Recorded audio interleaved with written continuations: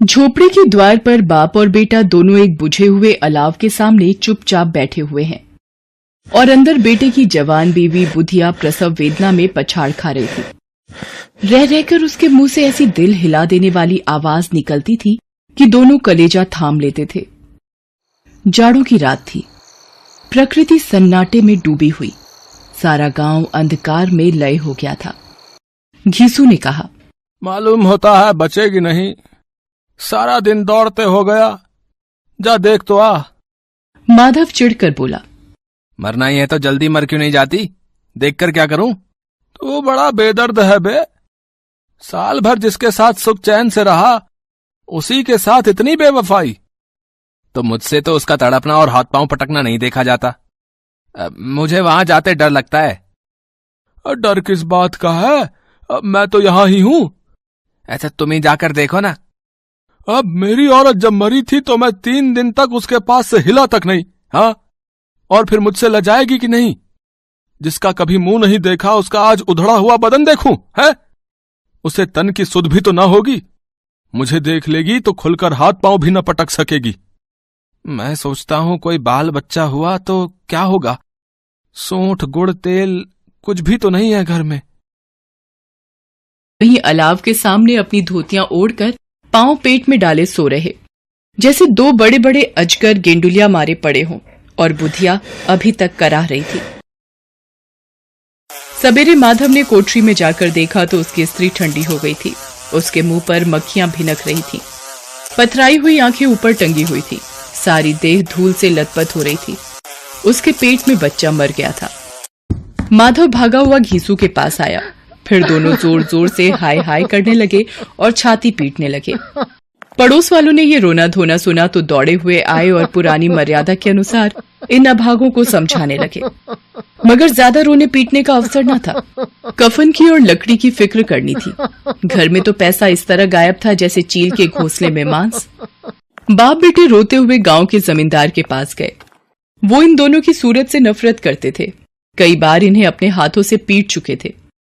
वादे पर काम पर ना आने के लिए पूछा, क्या है बे घिसुआ, रोता क्यों है?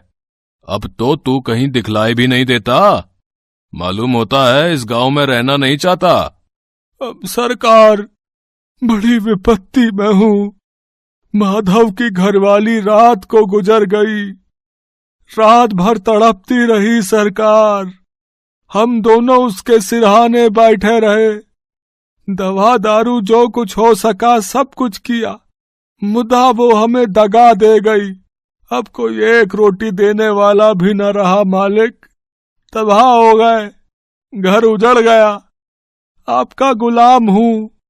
अब आपके सिवा कौन उसकी मिट्टी पार लगाएगा?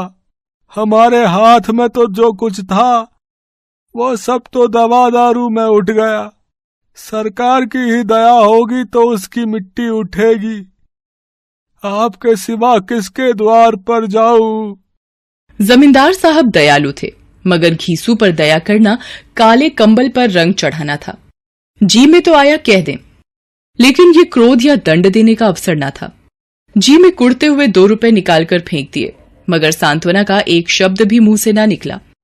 उसकी तरफ ताका तक नहीं, जैसे सिर का बोझ उतारा हो। जब जमींदार साहब ने 2 रुपए दिए तो गांव के बनिए महाजनों को इनकार का साहस कैसे होता? घीसू जमींदार के नाम का ढिंढोरा भी पीटना जानता था। किसी ने 2 आने दिए, किसी ने 4 आने।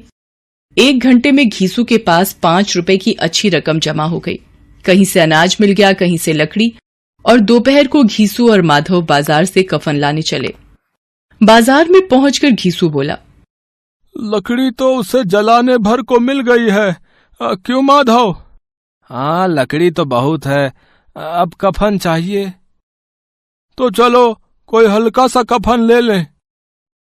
हाँ और क्या, लाश उठते उठते रात हो जाएगी।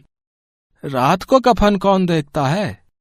कैसा बुरा रिवाज है कि जिसे जीते जी तन ढकने को चीथड़ा भी ना मिले, उसे मरने पर नया कफन चाहिए। कफन लाश के साथ जल ही तो जाता है, और क्या रखा रहता है?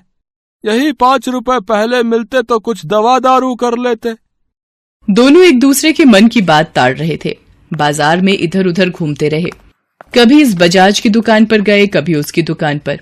तरह तरह के कपड़े, रेशमी और सूती देखे, मगर कुछ जचा नहीं। यहां तक कि शाम हो गई। तब दोनों न जाने किस दैवी प्रेरणा से एक मधुशाला के सामने जा पहुंचे। वहां जरा देर तक दोनों असमंजस में खड़े रहे। फिर घीसू ने गद्दी के सामने जाकर कहा, साहू जी, एक बोतल हमें भी देना। दोनों बरामदे में बैठकर शांतिपूर्वक पीने लगे। कई कुज्जियां ताबड़तोड़ पीने के बाद दोनों सरूर में आ गए। घीसू बोला, दुनिया का दस्तूर है, नहीं लोग बांबनों को हजारों रुपए क्यों दे देते हैं? कौन देखता है परलोक में मिलता है या नहीं? बड़े आदमियों के पास धन है फूके, हमारे पास फूकने को क्या है? लेकिन लोगों को जवाब क्या दोगे? लोग पूछेंगे नहीं कफन कहाँ है?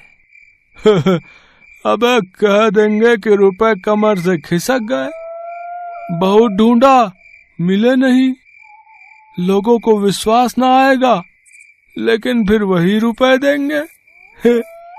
माधव आसमान की तरफ देखकर बोला, मानो देवताओं को अपनी निष्पापता का साक्षी बना रहा हो। इस अनपेक्षित सौभाग्य पर बड़ी अच्छी थी बेचारी, मरी तो खूब खिला पिला कर। आधी बोतल से ज्यादा उड़ गई। घीसू ने 2 सेर पूड़ियां मंगाई। चटनी, अचार, कलेजियां। शराब खाने के सामने ही दुकान थी। माधव लपक कर 2 पत्तलों में सारे सामान ले आया।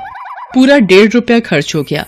सिर्फ थोड़े से पैसे बचे रहे थे जैसे जंगल में कोई शेर अपना शिकार उड़ा रहा हो। न जवाबदेही का खौफ था, न बदनामी की फिक्र।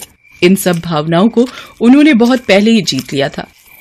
घीसू दार्शनिक भाव से बोला, हमारी आत्मा प्रसन्न हो रही है तो क्या उसे पुत्र न होगा? जरूर से जरूर होगा। भगवान तुम अंतर्यामी हो, उसे वैकुंठ ले जाना। हम दोनों हृदय से आशीर्वाद दे रहे हैं। आज जो भोजन मिला वो कभी उम्र भर न मिला था। एक क्षण के बाद माधव के मन में एक शंका जागी। बोला, क्यों दादा, हम लोग भी एक ना एक दिन वहां जाएंगे ही। घीसू ने इस भोले भाले सवाल का कुछ उत्तर न दिया। वो परलोक की बातें सोचकर इस आनंद में बाधा न डालना चाहता था। जो वहां हम लोगों से पूछे कि तुमने हमें कफन क्यों नहीं दिया तो क्या कहोगे? कहेंगे तुम्हारा सिर। पूछेगी तो जरूर। तू कैसे जानता है कि उसे कफन न मिलेगा? तू मुझे ऐसा गधा समझता है? 60 साल क्या दुनिया में घास खोदता रहा हूँ है? उसको कफन मिलेगा और बहुत अच्छा मिलेगा। माधव को विश्वास न आया। बोला, कौन देगा? रुपए तो तुमने चट कर दिए। वो तो मुझसे पूछेगी। उसकी मांग में तो सिंदूर मैंने डाला था। कौन देगा? बताते क्यों नहीं? वही लोग देंगे जिन्होंने अबकी दिया। हाँ, अबकी रुपए हमारे हाथ न आएंगे। भरपेट खाकर माधव ने बची हुई पूड़ियों का पत्तल उठाकर एक भिखारी को दे दिया, जो खड़ा इनकी ओर भूखी आंखों से देख रहा था और देने के गौरव, आनंद और उल्लास का अपने जीवन में पहली बार अनुभव किया।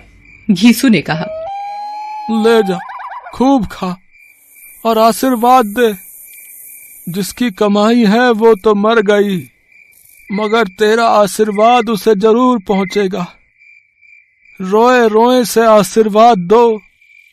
बड़ी गाढ़ी कमाई के पैसे हैं। वो वैकुंठ में जाएगी दादा, वैकुंठ की रानी बनेगी। हाँ बेटा, वैकुंठ में जाएगी। किसी को सताया नहीं, किसी को दबाया नहीं। मरते मरते हमारी जिंदगी की सबसे बड़ी लालसा पूरी कर गई।